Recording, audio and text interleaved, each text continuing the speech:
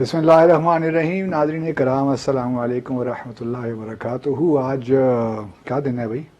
آج اتوار ہے. اتوار کا دن ہے, ہمارے اس ہفتے کا آخری شو ہے. جی بالکل. تو ارم بھی موجود ہیں, تو پہلے ان سے موضوعات سن لیتے ہیں کہ آج ہم کیا ڈسکس کرنے جا رہے ہیں. ناظرین آج ہم ڈسکس کریں گے کہ پاک چائنا کو لے کے, ان کے تعلقات کو لے کے وزیر اعظم صاحب کے ارد گرد بیٹھے ہوئے کچھ ایسے افراد ہیں جو بے تکی باتیں کر رہے ہیں. اس طرح کی باتیں جو کہ اس طرح کے تعلق میں کہاں تک لے جائیں گے اس تعلق کو. دوسری طرف ہم یہ بھی بات کریں گے کہ پاکستان میں سٹیل ملز کے حوالے سے کچھ فیصلے ہوئے ہیں, وہ کس طرح کے فیصلے ہیں, کیا ان سے پہلے جو سٹیل ملز کے ورکرز تھے ان کو اعتماد میں لیا گیا, اور نہیں لیا گیا تو کیوں نہیں لیا گیا. سر اس کے علاوہ ہمارے پاس پروگرام میں افغانستان سے متعلق بھی کچھ خبریں ہیں, لیکن سب سے پہلے آپ بتائیں کہ آپ کس ٹاپک پہ بات کریں گے. اچھا, پہلے ارم ایسا نہ کریں کہ ہمارے بڑے محترم شہباز گل صاحب ہیں, ان کا ایک پرانا کلپ ہے گو کہ حکومت کے آنے کے بعد کا نہیں ہے, لیکن شاید پرانا ہے, وہ کلیم یہی کر رہے ہیں, شاید آپ ہی نے مجھے بتایا ہے جی ٹویٹر پہ ایک ٹویٹ یہ پرانا ہے, وہ چل رہا ہے, لیکن وہ کلپ دکھانا ضروری ہے کیونکہ اس کے بعد جو میں بات کرنے والا ہوں بڑی اہم ہے. تو پہلے یہ کلپ دیکھ لیتے ہیں. I will just finish quickly. Is Chinese investment beneficial for Pakistan? Being a business professor, I would say no, not at all. Chinese culture is very different. I love China too. I'm not saying I'm against China, but very different culture. The way you see things very differently. The way you see the society is very differently. Pakistani do not know anything about Chinese culture at all. They know more about US or any European country than China. So in any way, they are not ready to engage in that business or in that trade. With proper support and development, if only we want to send all the youth in India to universities, we need 6,700 universities at least.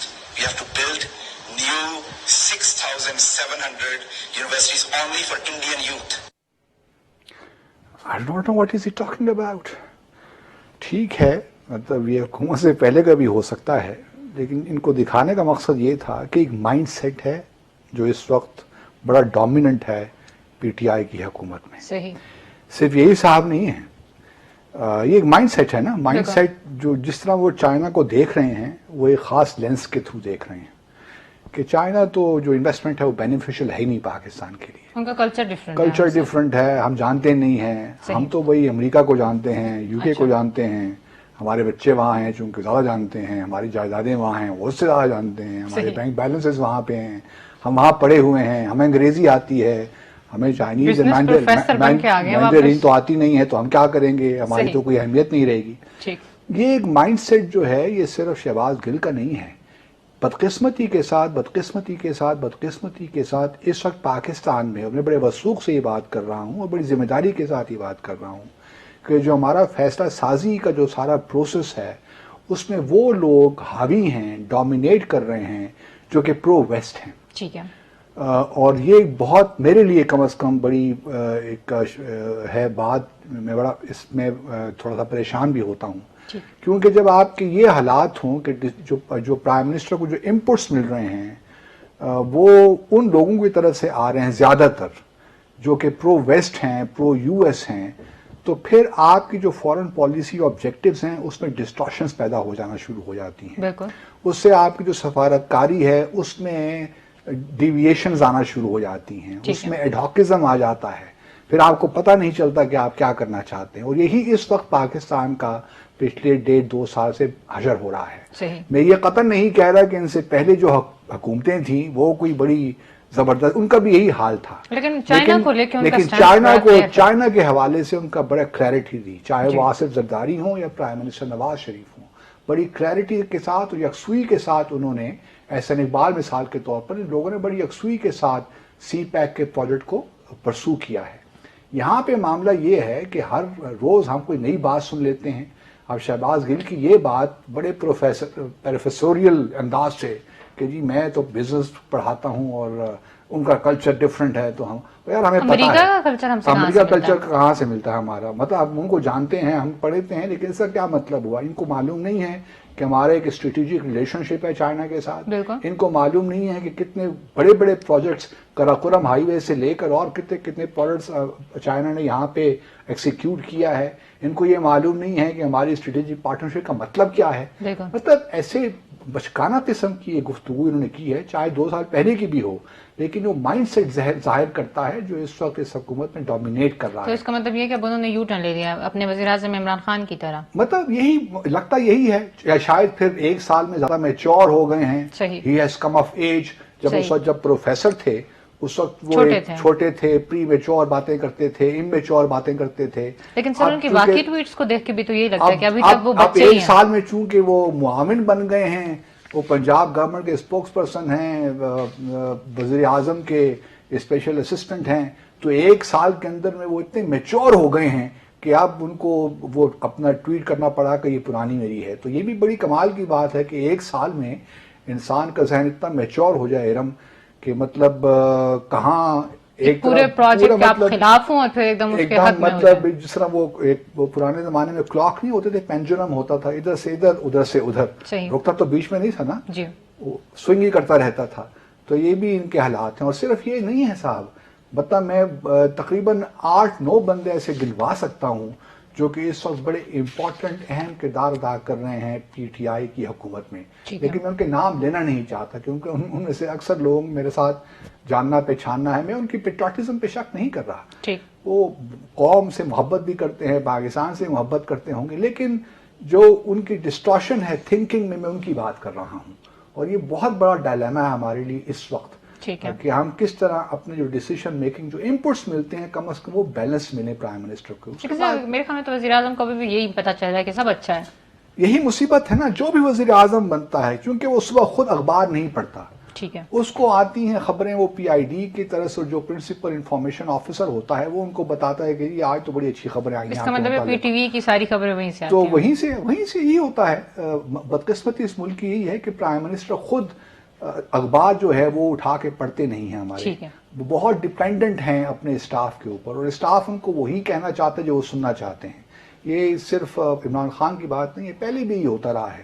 اور جب تک ہمارا یہ culture تبدیل نہیں ہوگا اس وقت جو ہمارے رہنما ہیں، جو ہماری قیادتیں ہیں، ان کو جو معروضی حقائق ہیں ان کے بارے میں علم ہی نہیں ہوگا. تو یہ ڈائلیما ایک ہے. تو میری پرائم منسٹر سے بلکہ پورے اداروں سے یہ ریکویسٹ ہے کہ خدارا اپنے جو ڈیسیشن میکنگ پروسیس میں وہاں سے بھی انپٹس لیں جہاں پہ ضرورت ہے، تاکہ آپ کو فیصلے کرنے میں جب آپ کوئی فیصلہ کریں تو وہ ایک بیلنسڈ فیصلہ ہو، وہ یک طرفہ فیصلہ نہ ہو. تو اس وقت جو پاکستان میں ڈیسیشن میکنگ ہے، میں کم از کم جو انپٹس وزیر اعظم کو مل رہے ہیں میں اس سے مجھے تھوڑا سا مطلب پریشانی ہے. اور اسی وجہ سے ہم دیکھ رہے ہیں کہ سی پیک کے حوالے سے بھی کام نہیں. ابھی عاصم باجوہ صاحب آئے ہیں جو سی پیک اتھارٹی ہے، لیٹس ہوپ کہ وہ کچھ اس پہ کر لیں گے، لیکن مجھے لگتا نہیں ہے کہ کچھ بہت عرصہ ہو گیا ہم نے کوئی اپڈیٹ بھی نہیں سنا سی پیک کے بارے میں، تو اس وجہ سے تھوڑا سا مجھے اس پہ پریشانی ہے. سچی بات تو یہ ہے، اور اللہ تعالیٰ اپنا کرم کرے اس ملک پہ، کیونکہ اس طرح یہ حکومت لانگ ٹرم میں مجھے کچھ مسائل نظر آ رہے ہیں. تو اللہ خیر کرے. ہمارے لیے ایک امپورٹنٹ چیز تھی جو میں نے کہا مینشن کروں. تو سر یہ جو اسٹیل ملز کا معاملہ ہے اس کے بارے میں اب اسٹیل مل کا دیکھیں معاملہ کیا ہے. اسٹیل مل کا جب پاکستان کو بہت ضرورت تھی 70s میں، ہمارا یہ ایک شروع ہوا انیشیٹو بھٹو کے زمانے میں، پھر 70s میں ہم نے نیگوسیشنز کی سوویت یونین کے ساتھ. اور یہ بات بھی یاد رکھیے کہ 66 میں تاشقند ایگریمنٹ ہوا تھا 65 کی وار کے بعد. اس زمانے کا جو سوویت یونین تھا اس نے پاکستان اور بھارت کے درمیان میڈیشن بھی کی اور وار ختم ہوئی اور ایک ایگریمنٹ تاشقند ایگریمنٹ ہو گیا. اس کے بعد پھر سے 71 وار سے پہلے سوویت یونین اور بھارت نے ایک فرینڈشپ ٹریٹی کی. انہوں نے پورا ساتھ دیا پاکستان کو توڑنے میں، مشرقی پاکستان کو الگ کرنے میں. لیکن بہرحال پھر سوویت یونین بھٹو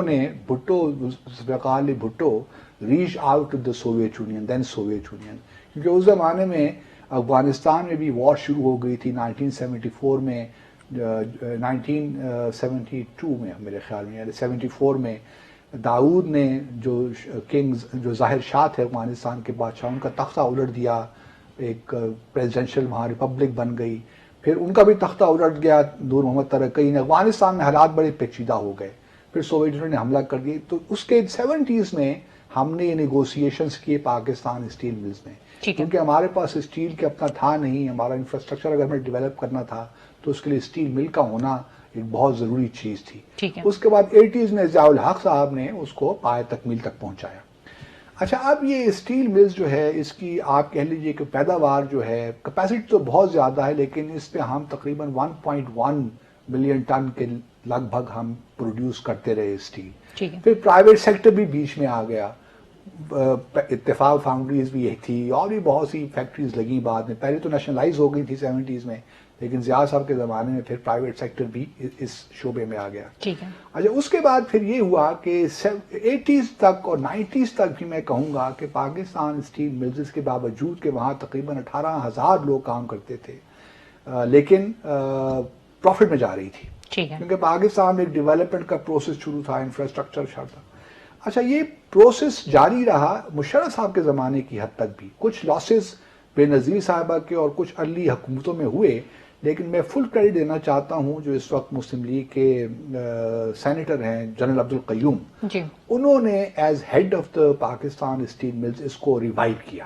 ٹھیک. اور ان کے زمانے میں مشرف صاحب کے زمانے میں 2-3 سال یہ پروفٹ میں جاتی رہی. صحیح. تو میرا کوشچن یہ ہے اس وقت, میں مطلب یہ بالکل اس بات سے اتفاق کرتا ہوں کہ حکومتوں کو بزنسز میں نہیں آنا چاہیے. بالکل. مطلب یہ جو بڑے بڑے ہماری ہم نے پبلک انٹرپرائزز سیکٹر میں پبلک سیکٹر انٹرپرائزز جو بڑے بڑے ہاتھی پال رکھے ہیں اور جس پہ ہم بلینز آف روپیز خرچ کرتے ہیں ہر سال, تقریباً 500 سے 600 بلین روپے ان پہ خرچ ہوتا ہے اور یہ کماتی کچھ نہیں ہے, سارا نقصان میں جا رہی ہیں. اس میں پاکستان اسٹیل ملز بھی ہے. ٹھیک ہے. تو پاکستان اسٹیل ملز پچھلے تقریباً آپ مشرف صاحب کے زمانے کے بعد سے مسلسل لاسز میں جا رہی ہے اور 2015 میں اس کو بند ہی کر دیا گیا اور جو بھی اس کے جو وہاں کام کرتے تھے ان کو تنخواہیں مل رہی تھیں کیونکہ ان کو باقاعدگی سے نکالا نہیں گیا.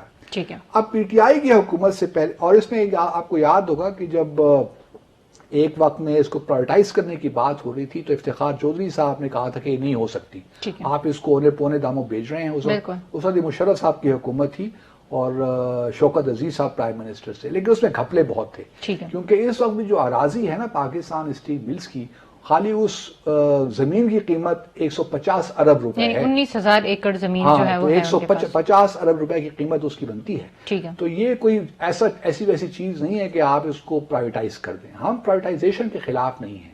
کوشچن یہ ہے جو بنیادی طور پہ جو میں سمجھتا ہوں جو پی ٹی آئی کی اور عمران خان کی پہلے سے بھی ان کی بھی حکمت عملی یہی تھی کہ جتنے بھی سکھ یونٹس ہیں, خاص طور پہ پی آئی اے ہے یا پاکستان اسٹیل ملز ہے, جو بڑے بڑے انٹرپرائزز ہیں اسٹیل انٹرپرائزز, پہلے وہ ان کو ری ویم کریں گے, ان کو ٹھیک کریں گے تاکہ جب ان کو پرائیویٹائز کریں گے تو اچھی قیمت ہمیں اس کو ملے. اگر ہمیں اس کو پونے داموں میں ہی بیچنا ہے تو پھر ٹھیک ہے, اس کو تالا لگا دیا جسے انہوں نے کر دیا اور اپنی جان چھڑا دی. مطلب دیکھیں نا, پرائیویٹ بیچنا تو بڑا آسان کام ہے. بالکل ہے, آپ نے لگا دیا, اشتہار دے دیا کہ جی ہم پاکستان اسٹیل ملز کو بیچ رہے ہیں, تو یہ تو بڑا سب سے آسان کام انہوں نے کیا ہے. اصل کام تو یہ تھا کہ اس کو آپ بہتر کرتے, ٹھیک کرتے, اس کو اس مقام پہ لے آتے جہاں پہ وہ جنرل قیوم کے زمانے میں تھی, تو پھر ہم کہتے کہ بابا پی ٹی آئی نے کیا کام دکھایا ہے. اب اس کی قیمت ویلیو بھی بڑھ گئی ہے, اب وہ پروفٹ میں جا رہی ہے, تو یہ بڑی اچھی بات ہو گئی. اب انہوں نے کیا یہ ہے کہ اس کو تالا لگا دے دیا, اس کو پرائیویٹائز کر دیں گے, کریں گے تو صحیح پرائیویٹائز, لیکن اب اس کی جو قیمت آپ کو ملے گی وہ کیا ملے گی وہ ہم دیکھیں گے. لیکن کوشچن یہ ہے کہ دیکھیے پاکستان اسٹیل مل جو ہے یہ کائنڈ آف میں آپ کو یہ بھی ساتھ ساتھ بتاتا چلوں کہ ہم مئی 2011 کو میں آصف زرداری صاحب کے ساتھ ہم گئے تھے ماسکو, ڈیلیگیشن وہاں پہ گیا تھا, تو جس کو آصف زرداری صاحب حیثیت صدر لیڈ کر رہے تھے. وہاں ان کی بات چیت ہوئی. اس وقت جو صدر تھے میدویدیف اور پرائم منسٹر پیوٹن آپ صدر ہیں اور میدویدیف آپ دوسری سائڈ پہ چلے گئے. تو وہاں پہ پاکستان اسٹیل ملز کی جو اپ گریڈیشن تھی وہ ایک بہت بڑا ہمارا سینٹرل سبجیکٹ تھا, اور رشیا نے ہم سے ایگری کیا, پوٹن نے ہم سے ایگری کیا, اس وقت وزیر اعظم پوٹن نے, کہ ہم پاکستان کی ہیلپ کرنا چاہتے ہیں. اس وقت اس کی جو کیپیسٹی ہے 1.1 ہے, تو ہم اس کی کیپیسٹی کو 1.5 کر دیتے ہیں, اور پھر کچھ عرصے کے بعد ہم اس کو 3 ملین ٹن تک لے جائیں گے.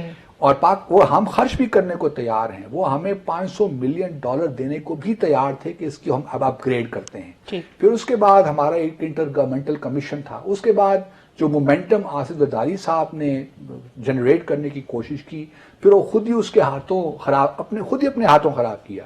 کیونکہ سلمان فاروقی صاحب پرنسپل سیکرٹری سے آصف زرداری صاحب کے, انہوں نے لگا دیا عثمان فاروقی کو، جو چھوٹے بھائی ہیں سلمان اچھا۔ فاروقی صاحب کو. عثمان فاروقی صاحب نے وہ کام کیے پاکستان اسٹیل مل کے ساتھ کہ میں آپ کو کیا بتاؤں. وہی پھر پولیٹیکل بیسس پہ اپوائنٹمنٹس، پھر وہ لاسز کرپشن میں، ہوتی رہی. ہاں پھر وہ لاسز میں جانا شروع ہو گئی. تو جو کام زرداری صاحب کرنا چاہتے تھے کہ اس کو ٹھیک کریں، اپ گریڈ کریں، اپنے ہی ہاتھوں اس کو خراب بھی کر دیا. ٹھیک ہے. اور پھر جب حکومت آئی نواز شریف صاحب کی تو انہوں نے بھی توجہ نہیں دی اس کو کہ اتنا یار ایک ہمارا پاکستان رشیا کو جو ایک فرینڈشپ ہم جسے کہتے ہیں، کہہ سکتے ہیں، اس کا ایک سمبل ہے، کیونکہ یہ بڑے مشکل زمانے میں بھی سوویت یونین نے بنا کے دی تھی. تو ہم اس کو ایک سمبولک حیثیت بھی دیتے ہیں پاکستان اسٹیل ملز کو. تو اس کو میں سمجھتا ہوں کہ اس کو بڑی احتیاط کرنی چاہیے. ابھی بھی وقت ہے، آپ رشیا کے ساتھ گفت و شنید کریں کچھ تھوڑا بہت، کیونکہ ہمارے تعلقات میں بہت گرم جوشی نہ صحیح لیکن کچھ نہ کچھ تو معاملات آگے بڑھے ہیں. ظاہر ہم نیبرز ہیں. نیبرز تو ہر اس طرح نہیں ہیں، لیکن بہرحال یہ ہے کہ ان کے انٹرسٹ ہیں افغانستان میں، ہمارے بھی انٹرسٹ ہیں کچھ. تو اس وجہ سے تھوڑا سا میں سمجھتا ہوں کہ جلد بازی سے کام نہ لیں حکومت. ابھی تو جو دیکھیں نا 8-9 ہزار ورکرز کو نکال دیا، اس میں اربوں روپے خرچ کریں گے. تو اس سے پہلے کہ یہ بالکل آگے جائیں، مزید بڑھیں، بہتر یہ ہے کہ رشیا کے ساتھ دوبارہ جو ہے معاملات کو دیکھیں کس طرح ہم اس کو اپ گریڈ کر سکتے ہیں، ری ویمپ کر سکتے ہیں، اس کو ریفارم کر سکتے ہیں، ریوائیو کر سکتے ہیں. اور پھر جب یہ اپنے پاؤں پہ کھڑی ہو جائے، کیونکہ دیکھیں آگے سی پیک آ رہا ہے، انفراسٹرکچر ڈیولپمنٹ بہت ہوگی، تو پاکستان کی اسٹیل کی ریکوائرمنٹ بہت بڑھیں گی آگے جا کے. تو شاید پرائیویٹ سیکٹر کے پاس وہ کیپیسٹی نہ ہو کہ وہ آپ کی ریکوائرمنٹس کو میٹ کر دیں. اور آپ کو نہیں چاہیے کہ آپ اسٹیل باہر سے منگوائیں، یہ آپ کی بالکل آپ کے پاس پہلی فارن ایکسچینج کی کمی ہے. تو میں یہ نہیں کہتا کہ آپ حکومت اپنے پاس رکھے، بے شک پرائیویٹ سیکٹر کو دے دے، لیکن خدارہ ایسے کوئی کام سے دے جس سے ہماری جو پروڈکشن ہے وہ بھی ٹھیک ہو جائے، اور یہ اسٹیل مل جو ماضی میں نفع میں جاتی رہی ہے دوبارہ نفع کمانا شروع کر. ٹھیک ہے ناظرین، بریک پہ جانے سے پہلے ہمارا نمبر نوٹ کر لیجیے 0512726505.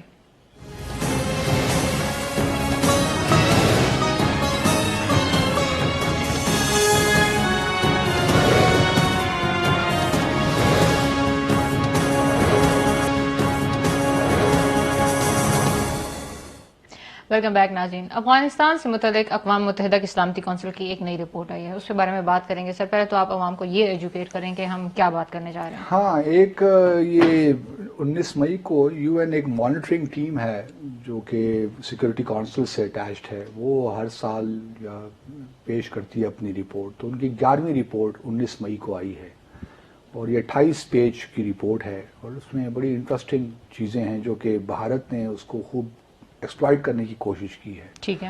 اب جہاں تک اس رپورٹ کا تعلق ہے، اس میں بہت سی ایسی باتیں ہیں جس کا کوئی ایویڈنس نہیں ہے. یہ وہی مثال ہے کہ میں کوئی بات کر دوں ہوا میں اور اس کو پروو نہ کر سکوں. تو اس رپورٹ میں بہت سی ایسی چیزیں ہیں.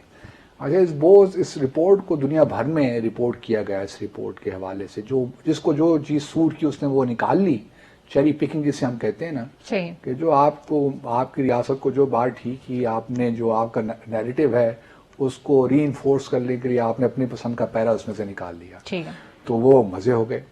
اب اس میں بنیادی جو اس رپورٹ کا آپ کا کرکس ہے وہ یہ ہے کہ طالبان جو ہیں انہوں نے ابھی تک اپنے تعلقات جو ہیں القاعدہ کے ساتھ رکھے ہوئے ہیں. اچھا. اور ان کو یہ ایشورنس دلوائی ہے کہ آپ فکر نہ کریں، ہماری حکومت آ بھی جائے گی تو ہم آپ کے ساتھ تعلقات، کیونکہ ہمارے بڑے درینہ تعلقات ہیں، بڑے عرصے سے چل رہے ہیں، تو یہ برقرار رہیں گے. تو رپورٹ نے یہ کہا ہے کہ چونکہ طالبان نے اپنے تعلقات رکھے ہوئے ہیں ان دہشت گرد تنظیموں کے ساتھ، تو یہ جو 19 فروری کا جو معاہدہ ہے طالبان اور امریکہ کے درمیان، اس کے بھی کامیابی کے چانسز بہت کم ہیں. ٹھیک ہے. کیونکہ جو ریکوائرمنٹس جو آبلیگیشنز ہیں طالبان کی اس معاہدے کے تحت، وہ طالبان پوری نہیں کر رہے. تو یہ ایک بنیادی طور پہ یہ معاملہ ہے. اب امریکہ نے اس پہ ریئیکٹ یوں کیا ہے کہ جی یہ رپورٹ جو ہے زیادہ تر جو کور کرتی ہے پیریڈ، وہ ہمارے معاہدے سے پہلے کا پیریڈ ہے، تو اس لیے اس کی جو خاص کوئی اتنی اہمیت انہوں نے اس کو کائنڈ آف ریجیکٹ کر دیا اس کی فائنڈنگز کو. کیونکہ میری اپنی اطلاع کے مطابق خلیل جو زلمے خلیل زاد ہیں، انہوں نے بڑے واضح طور پہ اپنے لوگوں کو کہا ہے کہ طالبان جب کوئی کمٹمنٹ کر دیتے ہیں تو اس کو پورا ضرور کرتے ہیں. صحیح. تو اس لیے ہمیں پریشان نہیں ہونا چاہیے کیونکہ طالبان ایک پشتون کلچر کا حصہ بھی ہے. آپ کو یاد ہوگا جب انہوں نے اسام پختون ولی جسے ہم کہتے ہیں، جب اسامہ بن لادن کو پناہ دی تو انہوں نے کہا یہ اب ہمارا گیسٹ ہے، صحیح. ہم اس کو اب چھوڑیں گے نہیں.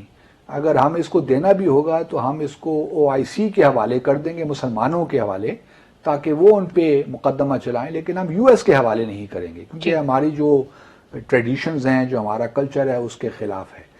تو امریکہ نے بھی یہی کہا کیونکہ زلمہ خلیلزاد خود بھی افغان ہیں، تو ان کو پتہ ہے کہ جب طالبان کوئی بات کہہ دیتے ہیں، کوئی پرومس کر دیتے ہیں، تو when he would die to fulfill his promise اور his commitment.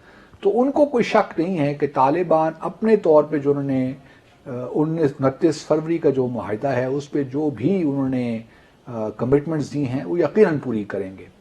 اچھا، مسئلہ ایک تو یہ ہو گیا. اب دنیا جو اشرف غنی ہیں، جو عبداللہ ہیں، جو اس وقت حکومت میں بیٹھے ہیں، وہ اس کو خوب ایکسپلائٹ کر رہے ہیں. ٹھیک ہے. اور بھارت جو ہے وہ اپنا جو نیشنل سیکورٹی ڈائریکٹریٹ ہے اس کو پیسے انہوں نے چونکہ دے رکھے ہیں تو وہ بھی اس کو ایکسپلائٹ کر رہا ہے. اچھا، کہیں ایک جگہ اس میں یہ بھی مینشن ہے کہ اس رپورٹ میں کہ بھئی اس میں بہت سے جو فارنرز ہیں وہ بھی اس وقت افغانستان میں پناہ لیے ہوئے ہیں طالبان کے زیر اثر، اور یہ فورن جو فائٹرز ہیں یہ بھی طالبان کے لیے کام کریں گے، اور اس میں جو ہے کچھ پاکستانی بھی ہیں.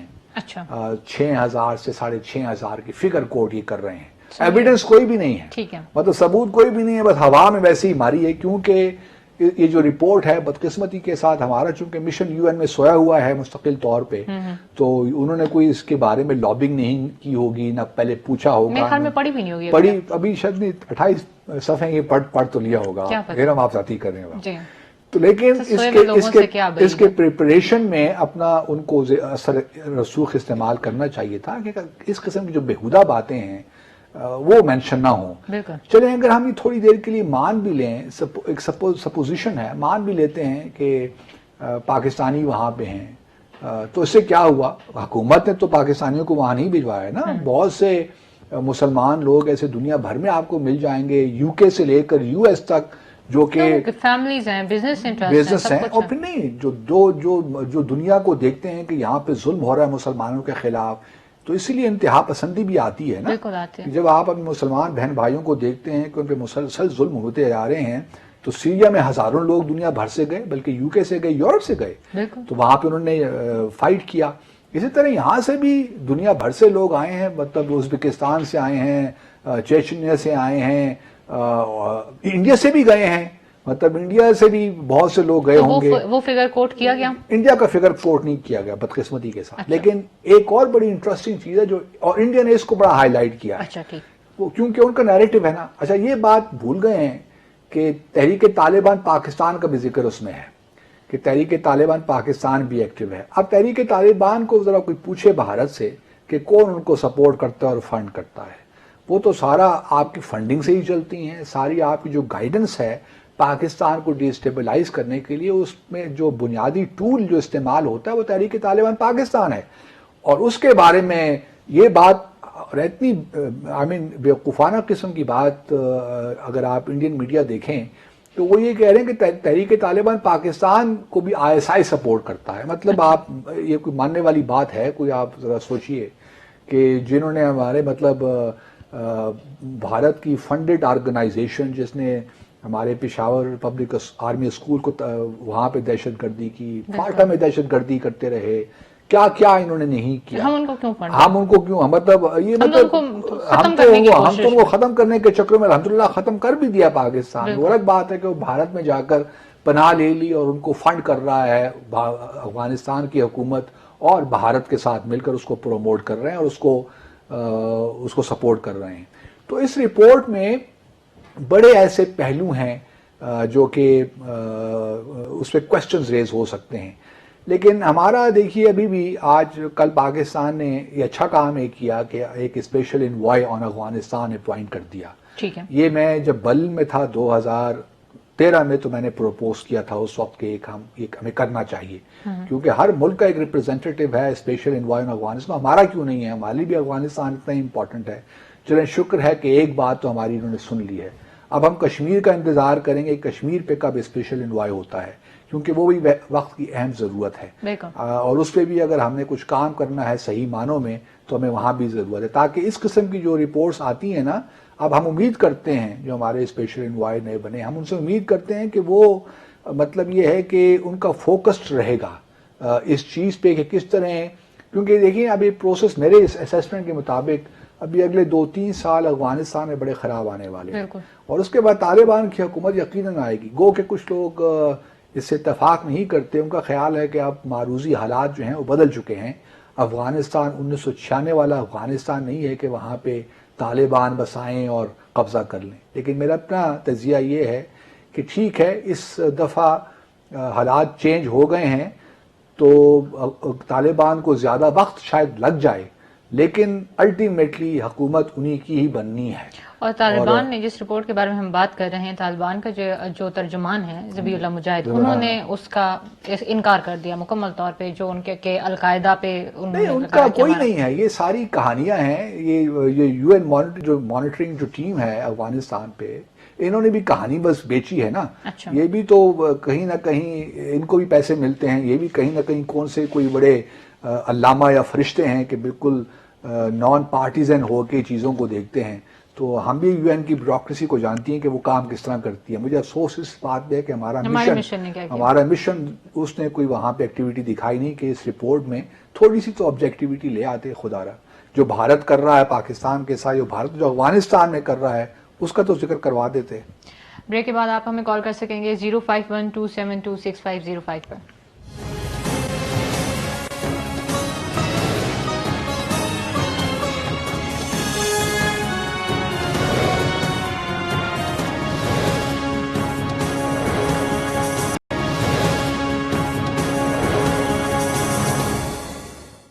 ویلکم بیک ناظرین, ہمارے ساتھ ایک کالر موجود ہیں. السلام علیکم. جی السلام علیکم. جی کون صاحب کہاں سے؟ جی صاحب. ہیلو. یہ آپ پروگرام چل رہا تھا, آپ نے پرائزز کی بات جیسے بات اسٹیل ہے اور جو آواز صحیح نہیں آ رہی ہے آپ کی. آپ کی ہمیں آواز ٹھیک نہیں آئی. آپ کی کال کا بہت شکریہ. اسٹیل ملز کے حوالے سے کوئی بات کر رہے تھے شاید. اچھا مجھے سمجھ نہیں آئی کیا بات کی, اس لیے کوئی تبصرہ تو کر نہیں سکتے. جی لیکن ایک اور چونکہ آخری پروگرام ہے تو اس ہفتے کا آخری پروگرام ہے, ناظرین کے ساتھ یہ شیئر کرتے چلوں کہ وزارت خارجہ میں کافی تبدیلیاں ہو جائیں گی. اچھا جلدی. ہاں کچھ ٹاپ لیول کی بھی کچھ تبدیلیوں کی ہے. منسٹر صاحب جا رہے ہیں؟ منسٹر صاحب تو شاید نہ جائیں, لیکن اس سے ان کے نیچے جو لوگ ہیں شاید وہ تبدیل ہو جائیں. اچھا. تو سنا یہی ہے کہ کچھ تبدیلیاں ہو رہی ہیں. تو گزارش پرائم منسٹر سے یہی ہے کہ جو بندے جہاں کہیں بھی اپوائنٹ کریں میرٹ پہ کریں پلیز. ان کی جو ہے ایبیلٹیز کیپیبلٹیز دیکھ لیں کہ وہ وہاں ڈیلیور کر سکتے ہیں نہیں کر سکتے. فارن آفس کے اندر جو اس وقت ایک پیرالسس کا شکار ہے, اس جمود کو توڑ سکتے ہیں کہ نہیں توڑ سکتے. تو یہ تمام چیزوں کا خیال رکھیں, لیکن چینجز آنے والی ہیں اگلے کچھ ماہ میں.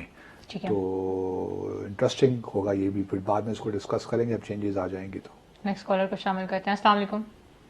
جی السلام علیکم, میں نعمان بول رہا ہوں اسلام آباد سے. جی نعمان صاحب فرمائیے. اچھا جو آپ کا پروگرام چل رہا ہے جو افغان عمل جی جی جی جی جی اس میں جو مجھے لگتا ہے ہماری لائن میں کوئی تھوڑا سا پرابلم ہے. یہ تو اچھی بات نہیں ہے پروڈیوسر صاحب, کچھ لائن میں گڑبڑ ہے. تو ہمارے کتنے معزز کالرز ہمیں کال کرتے ہیں اور ہم ان کی بات سن پاتے ہیں اور کال ڈراپ ہو جاتی ہے, تو بڑی زیادتی ہے یہ. بالکل. تو اس کے لیے ہم معذرت چاہتے ہیں, لیکن امید ہے کہ اگلی کال شاید ڈراپ نہ ہو. تو میں ذکر کر رہا تھا کہ کچھ تبدیلیاں آنے والی ہیں, ان دا پروسیس ہے, ورک ان پروگرس ہے. اس میں چونکہ لنڈن بھی خالی ہو رہا ہے. لیکن پچھلے جو آپ جس طرح سے ہم نے پرسوں والے پروگرام میں بات کی تھی کہ جو لوگ وہاں پہ ریٹائرڈ ہو چکے ہیں ان کو تو واپس لے ہیں. چلے لندن سے تو آ ہی جائیں گے ہوپفلی, کیونکہ فلائٹ شاید پارشل آپریشن تو شروع ہو جائے گا. اس طرح چین میں ہماری سفیر ہیں وہ بھی ریٹائر ہو رہی ہیں, تو وہ بھی ایک امپورٹنٹ ملک ہے ہمارے لیے. تو یہ دو تو بڑے امپورٹنٹ ملک ہیں. شاید واشنگٹن بھی خالی ہو جائے, مطلب کوئی تبدیلی آ جائے. تو میری درخواست یہی ہے کہ خدا را ایسے لوگوں کو بھجوائیے گا ان امپورٹنٹ مشنز میں جو واقعی ڈیزرو کرتے ہوں، جو پاکستان کا نیریٹو بڑے فورسفلی، پہلے تو نیریٹو کو آرٹیکولیٹ کرنے کا طریقہ ان کو آتا ہو، بالکل، اور پھر جو ایک جذبہ کمٹمنٹ چاہیے وہ ہو، ریچ آؤٹ. پبلک ڈپلومیسی میں ہمارا زور نہیں ہے جو کہ ہونا چاہیے ممالک میں، اکنامک ڈپلومیسی میں نہیں ہے جو کہ ہونا چاہیے. تو خدارا درخواست یہی ہے، ہمارا کوئی ذاتی اس میں انٹرسٹ تو ہے نہیں، ہم نے کیا لینا دینا ہے، لیکن کوشچن یہ ہے کہ ریاست کے جو مفادات ہیں وہ ترجیح ہونی چاہیے، باقی ساری چیزیں مہمانی ہیں. ایک کالر ہمارے ساتھ ہیں. السلام علیکم. وعلیکم السلام. بازو صاحب کاشف نواب بول رہا ہوں لیا سے. خیریت سے ہیں جی آپ؟ کاشف صاحب think you very much, very kind of you. بالکل خیریت سے ہیں، آپ فرمائیے آپ خیریت سے ہیں؟ میں بس گزارا کر رہا ہوں. ایسا ہے کہ میں آپ سے ایک چھوٹی سی بات کرنا چاہتا ہوں. اس ٹائم تو پینڈیمک ہمارے نفس پہ سوار ہے جی جی اور یہ بیڈلی ہمیں سفر کر رہی ہے. ابھی تو دوسرے ایشوز جو ہیں وہ عجیب سے لگتے ہیں. مطلب جان ہوگی تو جان ہوگا نا. دوسرے ایشوز ہم ڈسکس کریں. کل کا آپ کا بہت اعلیٰ تھا، کل کال نہیں مل سکی ہے. Lot of question but the guy, but کوئی بات نہیں، مطلب کوشچن کچھ آنسر مل گئے. میٹر آف فیکٹ یہ ہے کہ اس کو آپ کچھ سولوشن دینا ٹو دا گورنمنٹ کہ آپ ماشاءاللہ اتنے ہائی ایلیٹ رہے ہیں. آئی مین ٹو سے کہ آپ ایک بڑی امپورٹنٹ پوزیشن پہ رہے ہیں، گورنمنٹ آپ سے ان پٹ لیتی رہی ہے. تو بھائی آپ کیوں نہیں اس کو کہتے ہیں کہ اس کی کوئی پالیسی تو بنا لیں سو دیٹ کہ ہم اوائڈ کر سکیں وی آر سفرنگ بیڈلی. مطلب کیا کریں، کدھر جائیں؟ جی کاشف صاحب بڑا شکریہ آپ کا، اور میں بڑا احترام کرتا ہوں آپ کے ویوز کا، اور تھینک یو ویری مچ. لیکن یہ میری فیلڈ نہیں ہے نا، ہمیں کیا پتا ہے، تو ہم ڈاکٹر ہیں. دیکھیے میڈیکل ڈاکٹر بھی ہوتے. لیکن سر اگر آپ اب لوگوں کے انٹرسٹ کے لیے بھی کہ پنجاب حکومت نے ٹک ٹاک سٹارز کو بلا لیا ہے کہ خدا آپ ہماری مدد کریں، شاید اس قوم کو سمجھانے کا وہ مرحلہ آ گیا ہے کہ دیکھیے ایسی جگہوں سے انپٹ کیا جا رہا ہے. کوشچن یہ ہے کہ ہماری حکومت خود ویور کر رہی ہے، اس کو کچھ پتہ نہیں ہے کہ کیا کرنا چاہیے. لاک ڈاؤن کرنا چاہیے، اسمارٹ لاک ڈاؤن کرنا چاہیے، کرفیو لگانا چاہیے، کیا کرنا چاہیے. اور میں اس حکومت کو بلیم نہیں کرتا، پوری دنیا کا یہی حال ہے. کیونکہ دیکھیے نا، اگر آپ کرونا وائرس کی بات کر رہے ہیں تو یہ تو اب پتہ نہیں 1 سال چلتا ہے، 2 سال چلتا ہے، کرونا وائرس تو ہمارے رہے گا. اصل بنیادی چیز یہ ہے کہ آپ نے اپنی امیونٹی کو بڑھانا ہے، اسٹرانگ کرنا ہے. اس کے لیے کھانا پینا بڑا اچھا ضروری ہوتا ہے، تھوڑی ایکسرسائز ضروری ہوتی ہے، اور جو آپ کی انڈر لائن کنڈیشنز جو پہلے سے ہیں وہ زیادہ ولنریبل ہیں، ان کو زیادہ احتیاط کرنی چاہیے. تو جو کل ڈاکٹر صاحب یہ ہمارے کہہ رہے تھے کہ 3 بنیادی چیزیں یہی ہیں کہ ماسک پہنیں جی، اور فزیکل ڈسٹنس رکھیں، اور باقی ہاتھ وغیرہ اپنے دھوتے رہیں، یہی کرنا ہے. لیکن آپ مستقل طور پہ لاک ڈاؤن نہیں کر سکتے، وہ that is next to impossible. کیونکہ پوری قوم کو اگر آپ نے ڈپریشن کا شکار کرنا ہے تو آپ کر لیجئے، لیکن یہ ممکن ہی نہیں ہے نا. بہت ساری ایسی رپورٹس بھی آئی ہیں کہ گھروں میں موجود کیونکہ بہت زیادہ لوگ ہیں تو ڈومیسٹک وائلنس بہت 2000 لوگ پچھلے 4-5 مہینوں میں انتقال کر کے نا، ایک جان بھی امپورٹنٹ ہوتی ہے. لیکن دیکھیے دنیا میں مطلب پاکستان میں پہلی ہر روز ہزاروں لوگ مرتے تھے، لیکن ان کا پتہ نہیں چلتا تھا، کیونکہ وہ اکا دکا واقعات اپنے طور پہ انڈیویجولی ہو جاتے تھے. چونکہ یہ وبا سے لوگ مر رہے ہیں تو اس لیے ہمیں زیادہ محسوس ہو رہا ہے. لیکن اس کا بہترین علاج جو ہے نا وہ اپنی امیونٹی کو اندر سے اسٹرانگ کرنا، اور ہر شخص نے خود ہی کرنا ہے. اس میں حکومت پہ آپ مت جائیے، حکومت جو اسٹیپ لے رہی ہے وہ لیتے رہیں، ان کا اپنی ذمہ داری ہے. لیکن ہر انڈیویجول کو اپنے طور پہ اپنی امیونٹی کو اسٹرینتھن کرنا ہے، اس کو اندر سے اسٹرانگ کرنا ہے. دودھ پینا ہے، فروٹ کھانا ہے، سبزیاں کھانی ہیں، وٹامن. ابھی ایک نیا پہلو ہے کہ مہنگائی 2-3 کروڑ جاب لیس ہیں، تو یہ بڑے مسائل ہیں. تو اس وجہ سے یہ سارے معاملات جمع ہو گئے ہیں. پھر آپ نے مطلب اس کو وبا کو لڑنے کا طریقہ تو یہی ہے. اگر کاشف صاحب آپ یہ سمجھتے ہیں کہ مستقل لاک ڈاؤن ہو جائے گا تو وہ سلوشن نہیں ہے. میں باعث پرائم منسٹر کی بات سے اتفاق کرتا ہوں کہ lockdown, permanent lockdown is not a solution. اس میں کہیں نہ کہیں ریلیکس آپ کو کرنا پڑا، اور کر بھی دیا ہے. آج اپنے گھر سے آ رہا تھا تو روزانہ تک 2 گاڑیاں مجھے ملتی تھیں، آج بہت رش تھا، اس لیے پہنچتے دیر ہو گئی. ایک اور وقت کم ہے، لاسٹ کالر. السلام علیکم. السلام علیکم. باسط بھائی شہاد عرض کر رہا ہوں، خیریت سے ہیں؟ جی شہاد صاحب الحمدللہ، آپ خیریت سے ہیں؟ فرمائیے. باسط بھائی ایک تو مجھے تھوڑا سا یہ جو کرونا کے متعلق آپ دیکھیں امریکہ یورپ میں جو ایجیٹیشن ہو رہے ہیں، کیا وہ ایس او پی کے تحت ہو رہے ہیں، 6 فٹ کے فاصلے سے ہو رہے ہیں، ماسک لگائے ہوئے نہیں ہو رہا؟ ہمارے یہاں جلوس نکل گئے، چاہے دینی نکلتے ہیں یا ویسے نکل جائیں، اس میں کوئی ایس او پی نہیں ہے. اب حال یہ دیکھیں کہ اب ہمارے یہاں کراچی حیدرآباد موٹر وے ہے، اس پہ اوپر بھی رکشائیں چل رہی ہیں اور بائک والے چل رہے ہیں. میں میرپور خاص تک گیا تو لائن سے رکشائیں اور بائک والے چل رہے ہیں اور 600 روپے بائک والا لیتا ہے کہ بیٹھ جاؤ میں حیدرآباد چھوڑ کے آ جاؤں گا. ٹھیک ہے اور شہزاد صاحب، رکشا تھینک یو، چل ہمارے رہی پاس ہیں. وقت کم ہے سر. آپ ٹھیک کہہ رہے ہیں، مطلب دیکھیں میں تو ہم نے پہلے بھی کہا تھا کہ جو اب امپلیمنٹیشن نہیں ہو سکتی، سچی بات تو یہی ہے. اس لیے لوگوں کو خود اپنی احتیاط کرنی ہے، کرونا وائرس سے ڈرنا نہیں ہے، احتیاط کرنی ہے اور اپنے آپ کو بچانا ہے اس کو. لیکن یہ گھر میں بھی آپ نہیں بیٹھ سکتے، ممکن نہیں ہے نا. بالکل. تو اپنا کام آپ نے آہستہ آہستہ ایک نیا نارمل کریٹ کرنا ہے. جو کل ڈاکٹر صاحب ہمارے کہہ رہے تھے کہ 50% آپ کی ہیبٹس وہی رہیں گی، 50% آپ کو تبدیلی کرنی پڑے گی. تو بس یہی ہے کہ بیچ کا راستہ اختیار کرنا پڑے گا. لیکن یہ ہے کہ اپنا خیال رکھیں، بس اپنی امیونٹی کو اگر آپ اسٹرینتھن کریں گے اور اگر آپ کو وائرس ہو بھی جائے گا انفیکٹ تو ٹھیک ہو جائے گا، تو وہ 2 ہفتے کے بعد ختم ہو جائے گا. اگر آپ کی صحیح. امیونٹی سسٹم اگر آپ کا ٹھیک ہے، اگر امیونٹی سسٹم میں کوئی پرابلم ہے تو پھر ذرا مسئلہ ہے. ناظرین، ہم امید کرتے ہیں آپ کو ہمارا آج کا پروگرام پسند آئے ہوگا. انشاءاللہ آپ سے نیکسٹ ویک ملاقات ہوگی. برائے مہربانی گھروں میں رہیں اور ایک دوسرے سے مناسب فاصلہ رکھیں. اللہ حافظ. پاکستان زندہ زندہ باد. باد.